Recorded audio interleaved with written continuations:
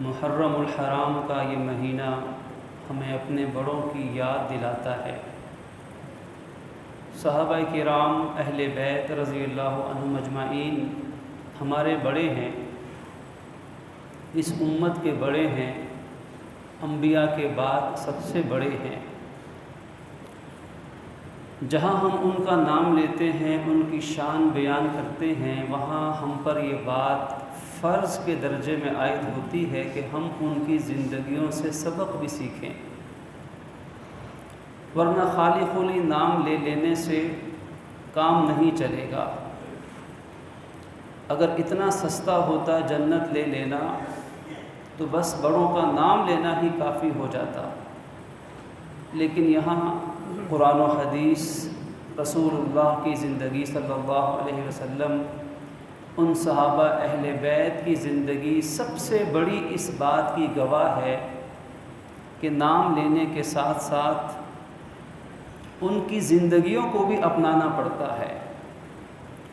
کوئی نام تو لیتا ہے، ابا جان کہتے ہیں بیٹا بڑی پیاس لگی ہے پانی پلاؤ، ہمارے والد محترم اللہ ان کے درجات کو بلند فرمائے، غریق رحمت فرمائے، اکثر مثال دے کے سمجھاتے تھے کہ ابا جان کہتے ہیں بیٹا پانی پلاؤ، اب بیٹے بیٹھے ہیں 4-5 جوان، کہتے ہیں نہیں ابا جان ہمیں آپ سے بڑی محبت ہے۔ باپ کہتا ہے بیٹا پانی تو پلاؤ، محبت تو ہے ٹھیک اپنی جگہ پر، لیکن پیاس لگی ہے۔ وہ کہتے ہیں نہیں ابا جان پانی تو نہیں لا کر پلائیں گے، بات تو نہیں مان سکتے، لیکن آپ سے محبت بے تحاشا ہے۔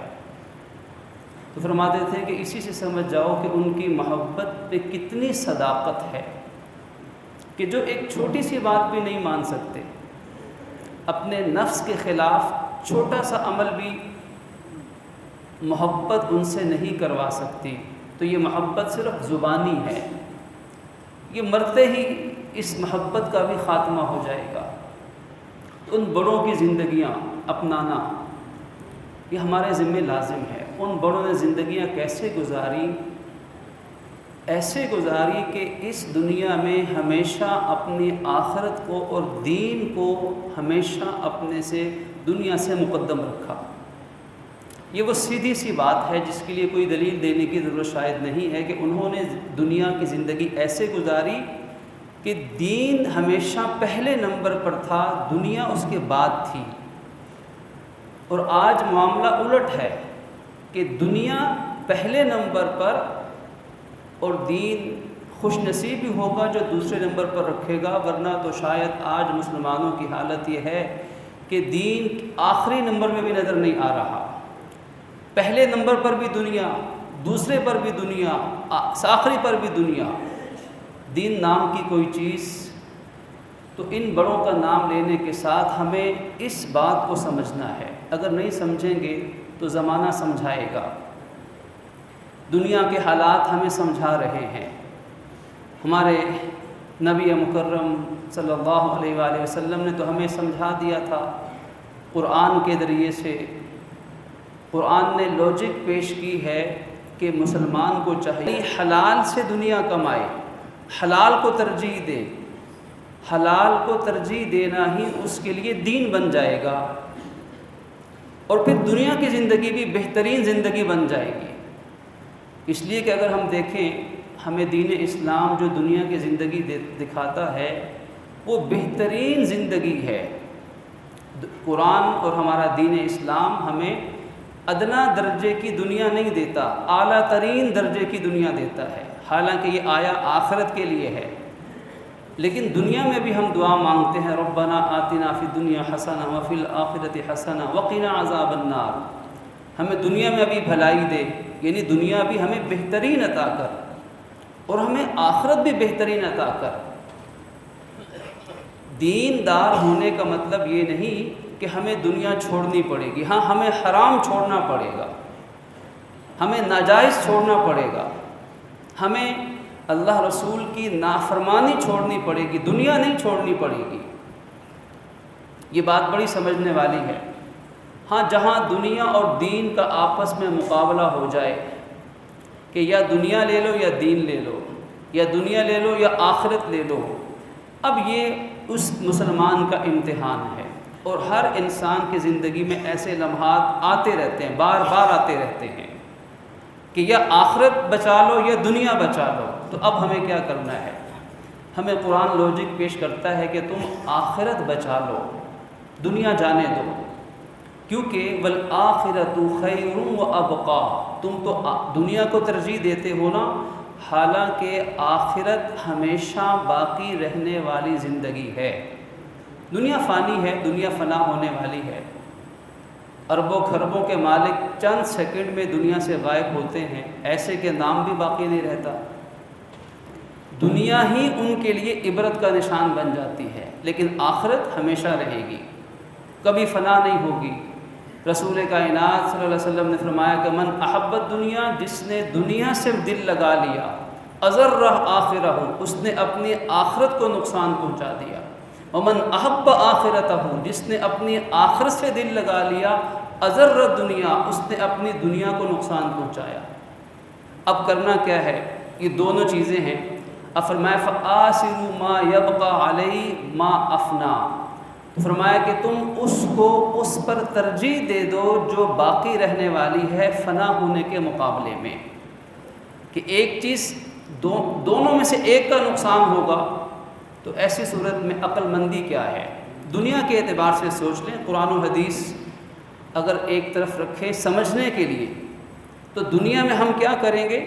ایک کم عقل سے کم عقل انسان، چاہے مسلم ہے یا غیر مسلم، اگر اس کے سامنے دو چیزیں ہوں کہ ایک چیز میں نفع زیادہ ہمیشہ کا ہے، ایک چیز میں نفع تھوڑا اور عارضی ہے، تو دنیا کا کم عقل سے کم عقل انسان بھی اس چیز کو لے لے گا جس میں نفع زیادہ اور ہمیشہ ہوتا رہے، اور اس چیز کو چھوڑ دے گا جس میں نفع تھوڑا اور عارضی بھی ہے، تھوڑا بھی ہے اور عارضی بھی ہے۔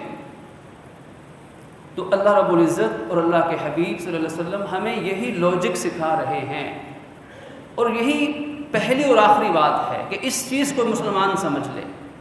آج اس بات کو نہ سمجھنے کا نتیجہ کیا ہے کہ مسلمان وہ دنیا کو آخرت اور دین پر ترجیح دے رہا ہے۔ اللہ کے نبی صلی اللہ علیہ وسلم نے فرمایا کہ لا تتخذوا الضیعة فترغبوا فی الدنیا، دنیا کی مال و دولت کے پیچھے مت پڑو، دنیا کی جائیدادیں، ضیعہ کے معنی مال، دولت، جائیداد، گھر بار، بڑی بڑی جائیدادیں، یہ مت بناؤ، ان کے پیچھے مت پڑو، ورنہ تم دنیا میں پھنس جاؤ گے۔ فترغبوا فی الدنیا، ایسے پھنسو گے نکل نہیں پاؤ گے۔ بڑے بڑے لوگ انسانیت نے دیکھے ہیں کہ اس دنیا کے چکر میں ایسے پھنسے کہ اپنی آخرت برباد کر بیٹھے۔ قرآن پاک پڑھیے، قرآن پوری داستان انسانیت سنانے والا ہے، کہیں قابیل کی صورت میں، کہیں قارون کی صورت میں، کہیں کس انداز میں، کہیں کس قوم میں۔ تو یہ اللہ کے نبی کی صداقت فرمان کہ فترغبوا فی الدنیا، اگر دنیا کی جائیدادیں بنانے کے پیچھے لگ گئے نا تو اس دنیا میں ہی پھنس کر رہ جاؤ گے۔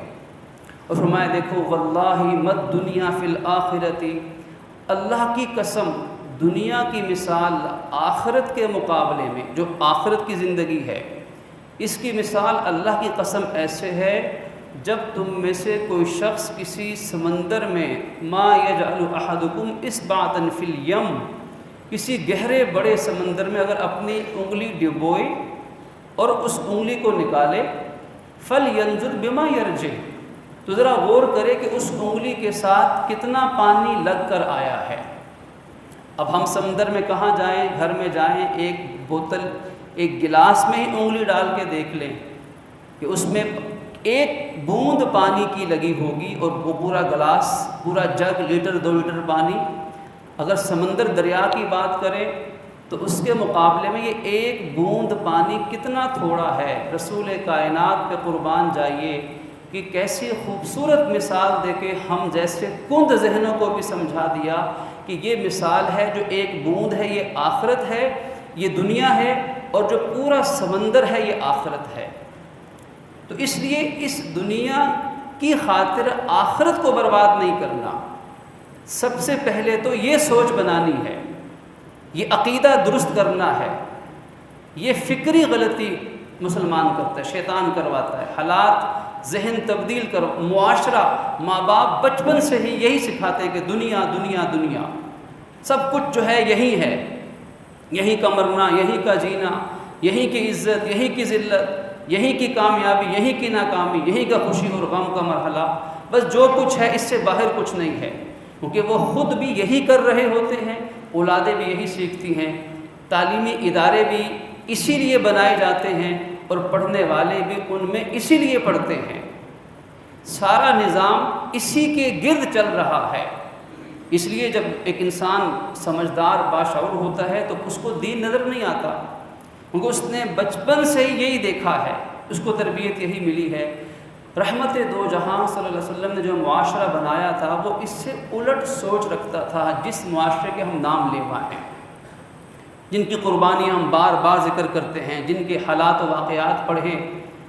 تو رحمت دو جہاں صلی اللہ علیہ وسلم سے اللہ نے دنیا کو کیسے اٹھایا، حالانکہ آپ کا فقر اختیاری تھا. اگر آپ چاہتے اللہ سے دعا مانگ دیتے، ہلکی سی تمنا کرتے، تو قرآن کا بیان ہے کہ اللہ سونے کے پہاڑ بنا دیتا جو نبی کے ساتھ ساتھ اشارے پہ چلتے رہتے، نہر نبی کے ساتھ جاری ہو جاتی، فرشتے نبی کے جلو میں پروٹوکول سے وہ ایک اشارے پہ جان نچھاور کرنے والے ہوتے، نبی کے محلات کائنات کے اعلیٰ ترین ہوتے، نبی کی بادشاہت حضرت سلیمان علیہ السلام کی بادشاہت سے بھی اعلیٰ تر ہوتی. لیکن آپ نے یہ دعا نہیں مانگی. آپ نے کیا مانگا اللہ سے؟ اللہم آتی قوتا، اے اللہ بس اتنا رزق دے دے کہ زندہ رہوں، قوت لا یموت. چلو اپنے لیے نہیں مانگا، اپنی اولاد کے لیے کیا مانگا؟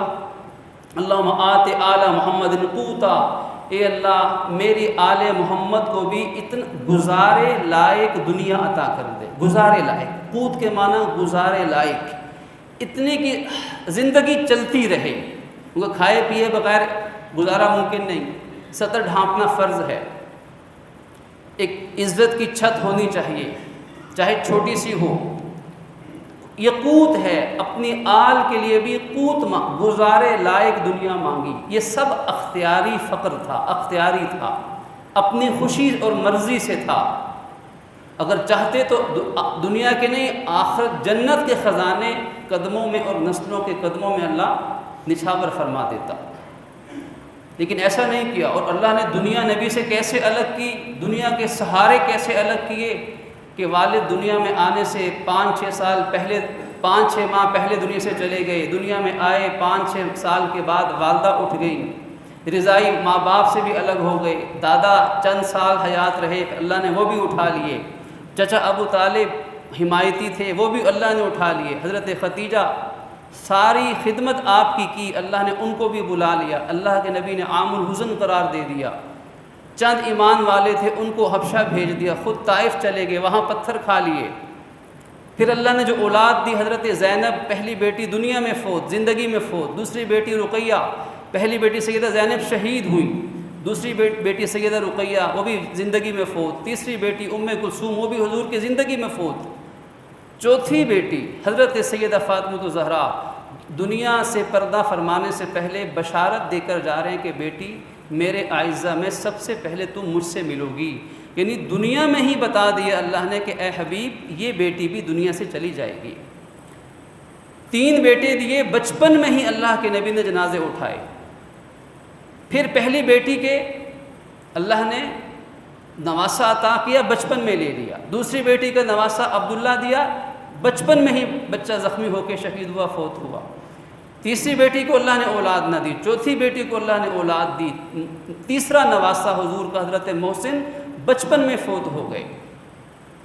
اور پھر آگے ان کی نسل چلی، اور کیسے چلی؟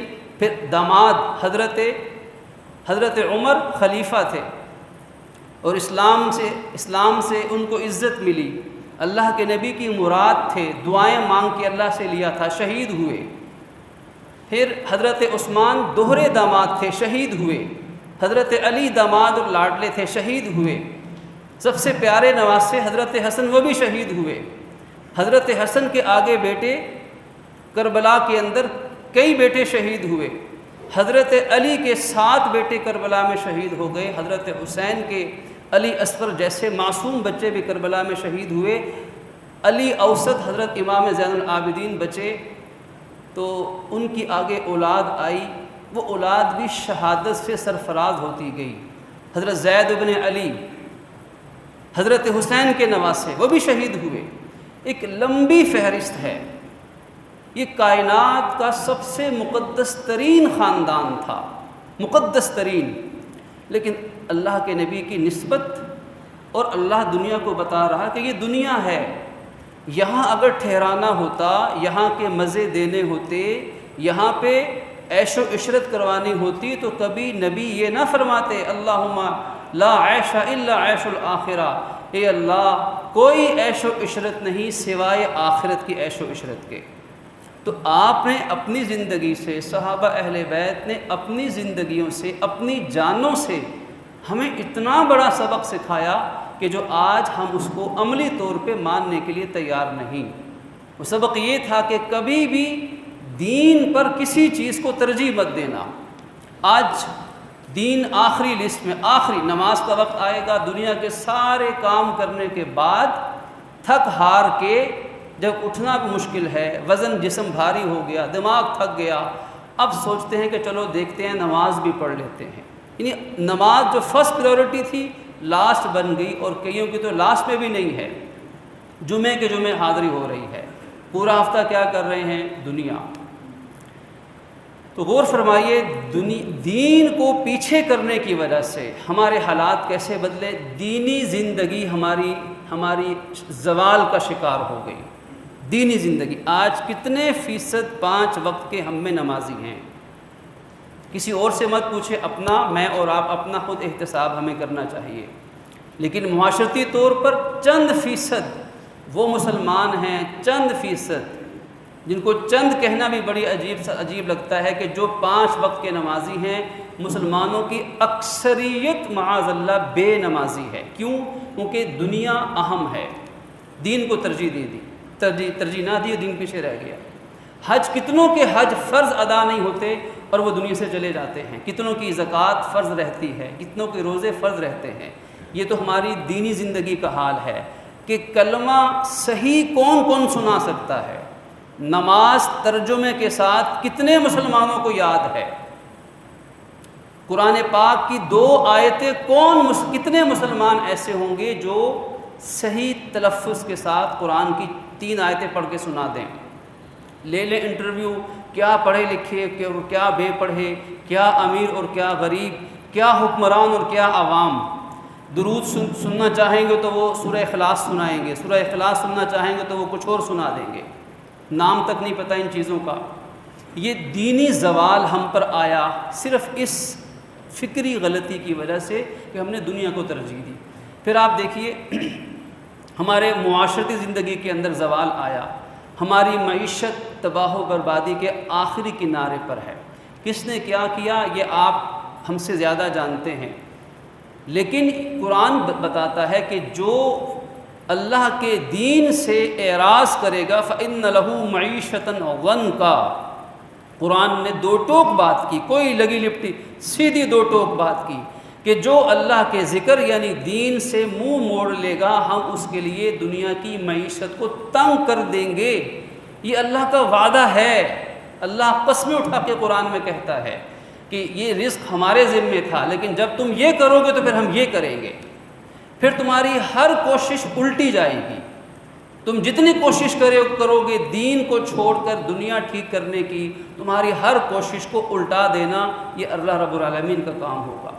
معیشت زوال کا شکار، تباہی کے آخری دہانے پر۔ سیاست کے اندر جھوٹ کے سوا، مکر و فریب کے سوا، ایک دوسرے پہ کیچڑ اچھالنے کے سوا آج ہمیں کچھ دکھائی نہیں دیتا، قوم مایوس بیٹھی ہے۔ پھر آ جائیں عدل و انصاف کے میدان میں کہ جو ہماری کسی بھی معیشت، کسی بھی قوم، کسی بھی ملک و اسٹیٹ کا سب سے اہم ادارہ ہے نظام عدل، نظام قضاء، عدالتی نظام۔ اسلامی نظام عدل دیکھنا ہو تو ہم تاریخ اسلام میں بآسانی پڑھ سکتے ہیں۔ وہ اسلامی نظام عدل جو سیدنا حضرت علی المرتضیٰ رضی اللہ تعالی عنہ جیسے خلیفہ عادل، داماد رسول، نبی پاک کے تربیت یافتہ عظیم ہستی کو بھی کٹہرے میں لا سکتا ہے ایک یہودی کے کیس دائر کرنے پر، یہ اس کی وجہ کیا تھی کہ حضرت علی نے قاضی شرح رحمہ اللہ کا وہ فیصلہ اپنے خلاف بغیر لعت و لعل کے، بغیر پیشانی پہ شکن لائے قبول کیا، اور وہ زرا جو حضرت علی کی اپنی تھی اس جھوٹے یہودی کو واپس دے دی کہ عدالت کا فیصلہ ہے، اور جج نے بھی کوئی رعایت نہیں کی، جو انصاف کا تقاضا تھا، لمبا واقعہ ہے، اس کے مطابق جج نے فیصلہ کیا، چاہے کس کے خلاف کس کے حق میں ہے اس کی پرواہ نہیں، قانون کیا کہتا ہے، اور قانون کون سا؟ اسلام کا، دین کا قانون۔ تو جب دین کو فراموش کر دیا تو پھر عدالتیں، ان کے فیصلے وہ آج کس سطح پہ کھڑے ہیں کہ ایک عام انسان کو عدالت سے انصاف ملنے کا کتنے فیصد امکان ہے، یہ ہم اپنے دلوں سے پوچھ لیں، شاید ہماری رائے غلط ہو جائے۔ اعتماد ہی اٹھ گیا، اعتبار ہی ختم ہو گیا۔ پھر آپ چلیے اس سے آگے بڑھ کر اپنے اخلاقی نظام پر، کہ ہمارا اخلاقی نظام اسلام کا زبردست تھا کہ دنیا نے اس کو اپنایا، اور دنیا ہمارے اخلاقی اسلامی نظام کو اپنا کر کہاں سے کہاں پہنچ گئی۔ ایک لمبی فہرست ہے اسلام کے اخلاقی اصول و ضوابط کی، ایک ایک اخلاقی اصول اسلام کا ایسا ہے کہ ایک اصول اپنا لیں اسلام کا تو پوری دنیا اور پورے ملک اور پوری قوم کے اخلاق ٹھیک ہو جاتے ہیں۔ ایک اصول، الحیاء شعبۃ من ایمان، حیا ایمان کا شعبہ ہے۔ اذا لم تستحی فافعل ما شئت، جب تجھ میں حیا نہ رہے تو جو چاہے کرتا پھر۔ یہ اسلام کا ایک اصول تھا کہ حیا، اور بھی کئی ہیں، امانت کا، دیانت کا، صداقت کا، اخلاص کا، ایثار کا وغیرہ۔ حیا کو دیکھیں کہ ایک اصول دنیا اسلام کا اپنائے تو دنیا کے اندر امن قائم ہو، اخلاقی گراوٹیں اور ذبح حالیاں ختم ہو جائیں، لیکن ہم نے دین کو پس پشت ڈال دیا۔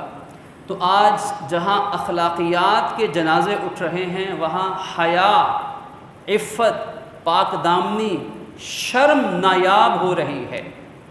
یہ چیزیں ڈھونڈنے سے مشکل سے ملیں گی کہ حیا، عفت، پاک دامنی، حیا، طہارت، پاکیزگی، نگاہوں کی پاکیزگی، دلوں کی پاکیزگی۔ آج ایسے ایسے ہوش ربا قسم کے واقعات ہمارے وطن پاک کے اندر نظر آ رہے ہیں، سننے کو مل رہے ہیں کہ جن سے دل پاش پاش ہو جاتا ہے، جگر پارا پارا، کہ کیا یہ اسلامی ملک ہے؟ کیا یہ مسلمانوں کا معاشرہ ہے کہ یہاں رہنے والے مسلمان کہلانے کے لائق بھی ہیں؟ کیا یہ مسلمانوں میں ہی پیدا ہوئے؟ کیا مسلمانوں کے گھروں کے اندر ان کی تربیت ہوئی؟ یقین کریں کہ دل پھٹتا ہے ان حالات و واقعات کو دیکھ کر کہ مقدس جگہیں بھی، مقدس جگہیں، تعلیمی ادارے، تربیتی ادارے، وہ بھی پاک نہیں رہے، وہ بھی محفوظ نہیں رہے۔ آج مسلمان پریشان میں اپنے بچے کو کہاں پڑھاؤں، کس کالج میں، کس یونیورسٹی میں؟ سب سے پہلے وہ کہتے ہیں میری بیٹی، میرا بیٹا، ان کی تربیت تو کم از کم ٹھیک ہو، یہ رہیں تو پاک دامن، ان کی جوانیاں داغدار تو نہ ہونے پائیں۔ حالانکہ ہم کسی کفر کے ملک میں نہیں رہتے، ہم اس ملک میں رہتے ہیں جس کی بنیادوں میں لاکھوں سچے مسلمانوں کا لہو گرا ہوا ہے، جو ہم جیسوں سے بہت اچھے مسلمان تھے، چاہے ہمارے پاس دنیا کی اعلیٰ ترین یونیورسٹیوں کی ڈگریاں ہوں، لیکن اس کے باوجود ان کی تہذیب، اخلاق، ان میں رکھ رکھاؤ، جنہوں نے اپنا خون گرایا وہ ہم سے کہیں بہتر لوگ تھے۔ ایمان اور اخلاق کے اندر انہوں نے قربانیاں دی اس وطن پاک کے لیے، پاک سرزمین کے لیے، لیکن جب ہم نے دین کو دیس نکالا تو یہ پاک سرزمین بھی آج معاذ اللہ ناپاک دکھائی دیتی ہے ایسے اعمال سے۔ وجہ، دین کو ہم نے پس پشت ڈال دیا، دین ہماری ترجیحات میں نہیں، دین کے احکامات، دین کی تعلیم و تربیت اجتماعی طور پر الا ماشاء اللہ جسے اللہ توفیق عطا فرمائے اور جس پہ اللہ رحم فرمائے، فرمایا حدیث پاک میں کہ میں یرید اللہ بی خیر یفقہ فی الدین او کما قال، کہ اللہ جس بندے سے خیر کا ارادہ فرما لیتے ہیں اسے دین کی سمجھ عطا فرما دیتے ہیں۔ یعنی دین اس کی ترجیحات میں پہلے نمبر پر آئے گا۔ تو ایسے لوگ تو ہیں الحمدللہ، پاکستان تو کیا کفرستان کے اندر بھی، دنیا کے کفریہ طاقتوں کے اندر بھی، دنیا کی سیاہ اور ننگے آر انسانیت پر مبنی تہذیبوں کے معاشروں کے اندر بھی الحمدللہ ایسے مسلمان جن کو اللہ نے رحمت سے دین کی سمجھ عطا فرمائی، وہ تو وہاں بھی دین پر ثابت قدم ہے الا ماشاء اللہ۔ لیکن فیصلے الا ماشاء اللہ پہ نہیں اترتے، اجتماعی فیصلے اجتماعی حالات پہ اترتے ہیں۔ قوموں کے فیصلے اللہ قوموں کے اعمال کی بنا پہ کرتا ہے۔ چند لوگوں کی وجہ سے وقتی عذاب تو ٹل سکتا ہے، چند لوگوں کی وجہ سے وقتی مدد اور وقتی رحمت تو آ سکتی ہے، لیکن ابدی دیر پا جامع مکمل کے جس سے قوم کی تقدیریں بدل جائیں وہ چند لوگوں کے چند اعمال سے نہیں اترا کرتی۔ پوری انسانی تاریخ قرآن اٹھائیے اس پر گواہ ہے۔ جب تک قوم اپنا وتیرہ نہیں بدلتی، معاشرے کے اکثر لوگ اس بات کو نہیں سمجھتے جب تک کہ ہماری ترجیحات میں دین کو سب سے پہلا ہونا چاہیے۔ یقیناً آپ اپنے بچوں کو دنیا کے مہنگے ترین اداروں میں تعلیم دلوائیے، دنیا کی جدید ترین تعلیم دلوائیے، لیکن خدا را سب سے پہلے ان کو اسلام کی تعلیم دلوائیے، انہیں قرآن صحیح پڑھنا سکھلائیے، قرآن کا مطلب انہیں ترجمہ پڑھائیے۔ صحیح مسلمان کس بنا پہ انسان بنتا ہے کہ صرف نام رکھ لینے سے اعلیٰ اچھا مسلمان بننا انسان بن سکتا ہے، یا کچھ تعلیمات ہیں مسجد اور نماز کے ساتھ اس کا رشتہ استوار ہو، تعلق مضبوط ہو، دین کو وہ ترجیح دے، اپنے نفس کو وہ نفس کے خلاف چلنے کو وہ ترجیح دے، اسے یہ مشق گھر میں ملے، اسے دنیا کی فتنہ سامانیوں کا علم ہو جائے کہ دنیا کے اندر کیسے کیسے فتنے پھیلیں گے اور کیا کیا حالات چلیں گے۔ آج محکموں کا زوال، ہم ایک محکمے بجلی اور گیس کے محکمے کو روتے ہیں، تمام محکموں کے اندر یہی حال ہے۔ امانت اور دیانت کا کیا معیار باقی رہ گیا؟ اب آپ اپنے فرائض پورے نہ کریں، تعلیمی ادارے انسانیت معاشرے کی تربیت پہ نہ لگیں، اور پورا ہمارا نظام جب تک اس بات پہ قائم نہیں ہوگا جس بات پر اللہ کے نبی نے معاشرے کو قائم کیا تھا، والآخرۃ خیر وابقیٰ، کہ ہمیشہ یہ دیکھو کہ آخرت کا فائدہ کس میں ہے، دنیا کا تھوڑا نقصان برداشت کر لو لیکن آخرت کو برباد نہ ہونے دو۔ اللہ رب العزت یہ صحیح سوچ اور دین کی یہ صحیح سمجھ ہم میں سے ہر ایک کو عطا فرمائے۔ وآخر دعوانا ان الحمد للہ رب العالمین۔